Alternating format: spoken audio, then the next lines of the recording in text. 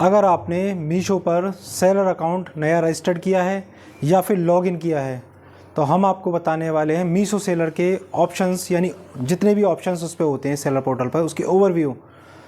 तो दोस्तों, स्वागत है आप सभी का हमारे यूट्यूब चैनल पिकवी ऑनलाइन में।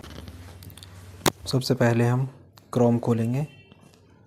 क्रोम में मीशो सेलर के नाम से लॉगिन सर्च करेंगे। फर्स्ट लिंक पर क्लिक करेंगे।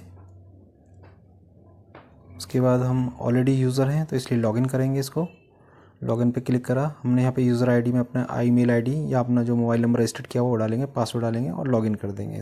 लॉगिन होने के बाद दोस्तों ये हमारे पास मीशो का सेलर पैनल का ओवरव्यू आ जाता है। पूरा पैनल हमारे स्क्रीन पर आ जाता है, जो कि हमारे ऊपर वेलकम के नाम से, जो जिस नाम से हमारा अकाउंट होता है वो शो करता है। उसके बाद हम देखते हैं होम होता है, हमारा होम पे क्लिक हो रहा होता है। तो होम के अंदर इसमें कई सारे ऑप्शंस आते हैं। पेंडिंग ऑर्डर्स है, डाउनलोड लेवल्स है, आउट ऑफ स्टॉक है, हमारे कितने product out of stock, low stock है तो वहाँ पे इंडिकेट करता है। उसके बाद ऑर्डर्स हम क्लिक करेंगे ऑर्डर्स पे, ऑर्डर्स टैब पर। तो ऑर्डर्स में ऑन होल्ड होता है, पेंडिंग लेवल होता है, रेडी टू शिप होता है, शिप्ड होता है, कैंसिल होता है। बट ऑन होल्ड पर हमारे वो होते हैं, हमारे पास कोई ऑर्डर आया हुआ है पेंडिंग, वो चेक करेंगे।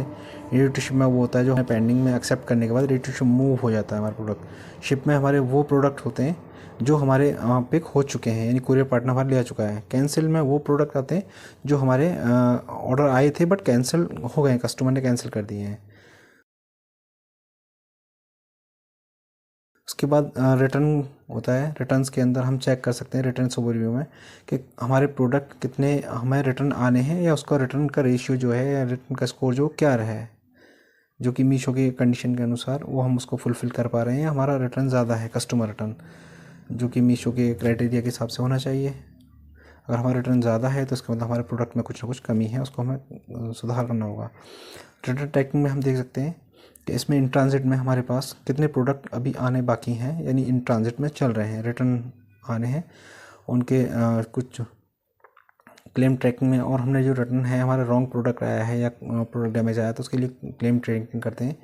तो हम रिटर्न्स जो हमारे आते हैं उसके लिए हम कुरियर पार्टनर भी सेलेक्ट करते हैं। कुरियर पार्टनर हमें कौन सा चाहिए होता है, फर्स्ट चॉइस पे कौन सा, सेकंड चॉइस कौन सा, इस तरह से हम।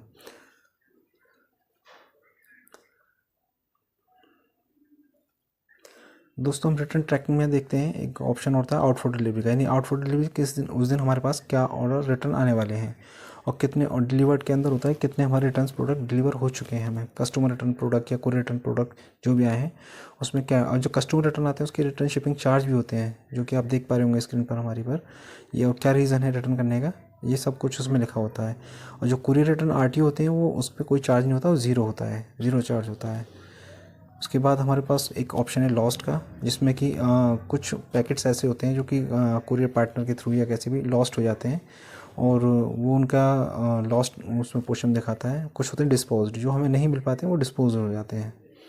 उसके बाद ऑप्शन आता है क्लेम्स का। अगर हमारे पास प्रोडक्ट कोई गलत आया है या उसका हमें डैमेज आया तो उसका हमें क्लेम के लिए ऑप्शन मिलता है, तो हम उसमें क्लेम कर सकते हैं और देख सकते हैं ओवरव्यू में कि हमने कितने प्रोडक्ट के क्लेम किए थे, कितने का मिला है हमें।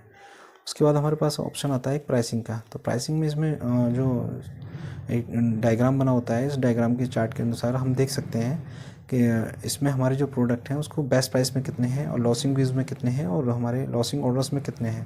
तो इस हिसाब से हम उसको अपने प्रोडक्ट की प्राइसिंग को सेट कर सकते हैं कि हमारे प्रोडक्ट की प्राइसिंग है वो सही रहे, ताकि हमारे ऑर्डर्स ज़्यादा से ज़्यादा हमें मिल सकें।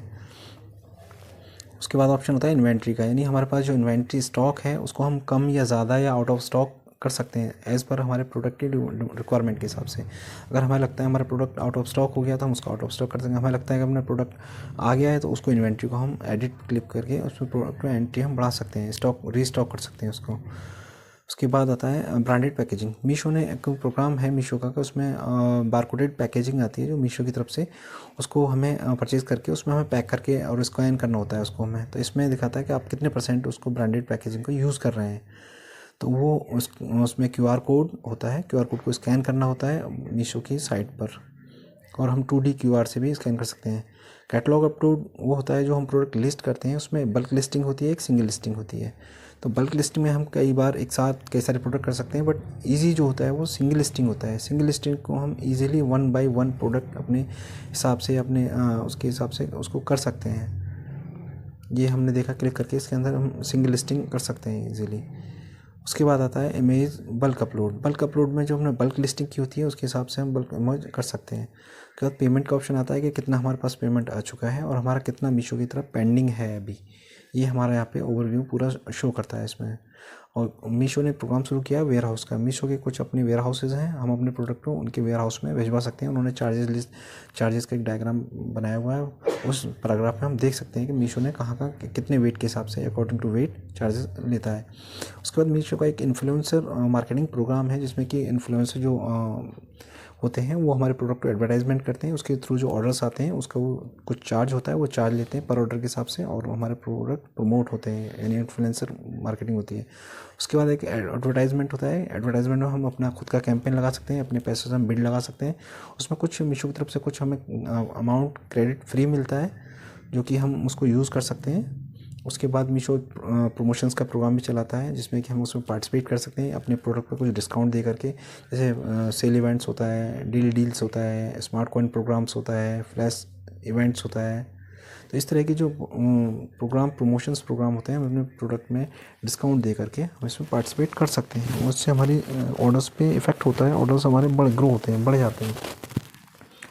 तो इसलिए हम इसमें दिखाया गया है कि इसमें हम अपने प्रोडक्ट के अनुसार या अपनी कैपेसिटी के अनुसार हम इसमें डिस्काउंट दे सकते हैं। इसमें मिनिमम और मैक्सिमम डिस्काउंट की भी लिमिट दी होती है कि आप मिनिमम कितने % डिस्काउंट दे सकते हैं, मैक्सिमम कितने % डिस्काउंट दे सकते हैं आप हमें।